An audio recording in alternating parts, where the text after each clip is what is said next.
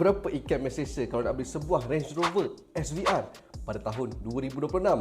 Jom kita breakdown. Model Recon tahun 2019, harga sekarang RM368,000.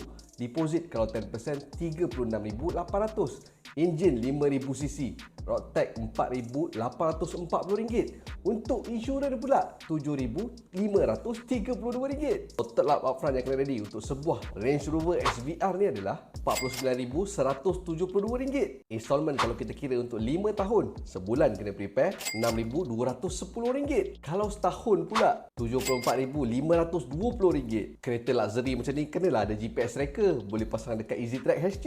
Kita kira pula dia punya yearly expenses. Insurans RM7,532, road tax RM4,840. Servis boleh budgetkan RM2,200. Untuk wear and tear, prepare lah RM5,000 setahun. Total up yearly expenses untuk sebuah SVR ni adalah RM19,572. Share sikit, macam mana beli dulu, bayar kemudian. Jaga cash flow sambil jimatkan duit. Macam mana Senang je. Gunakan Pay Later by Grab. Boleh pilih ansuran untuk 4 bulan, 8 bulan, even 12 bulan. Ikut bajet kemampuan pembayaran kita. Jom cuba Pay Later by Grab sekarang. Campurkan yearly expenses dengan yearly installment, maka dapatlah RM94,092. Bahagikan pula dengan 12 bulan. Jadi sebulan kena prepare RM7,841. Berapa income mesra nak pakai Range Rover SVR ni? Let's say nak gunakan 30% daripada income. Sebulan income kena ada RM26,136. Kalau nak gunakan 20% daripada income pula, sebulan income kena ada RM39,205. Rasanya jawatan apa yang sesuai untuk pakai SVR ni?